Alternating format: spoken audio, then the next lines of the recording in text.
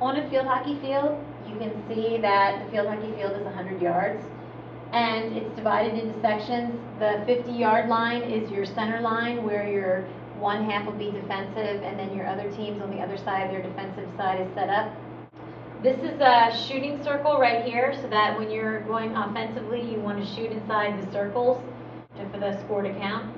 Usually, if you were attacking this way, so you're attacking in the direction of the arrow, your goalie, who is the last defender and who will be in the goal cage, is all the way at the other end of the field.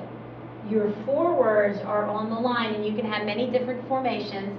I'll give you the basic formations. You have a left wing right here. You have a center forward, and you have a right wing. Those are your attack players. They will be heading up the field and usually putting the ball on cage, although most positions will interchange with each other if you're playing effectively.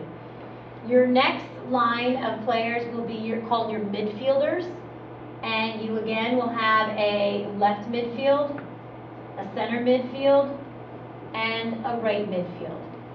And again, they on the field will line up right behind your forward line. However, a lot of times your midfielders will pass your forwards, and your forwards become midfielder. Where you line up on the field doesn't necessarily mean you're going to stay there, except for the goalie.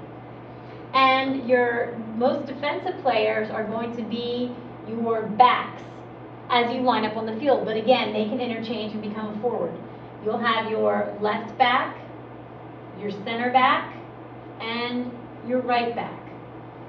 And some people play with a sweeper, some don't. An option is a sweeper, who is your defender right in the circle, who will also help to keep the ball going away from the goalie and listen to the goalie's instructions on where to send the ball and pick up loose players offensive players coming down the field. If you don't want to play with a sweeper, often people will add another person on the forward line, and then they would call this a left inner and a right inner.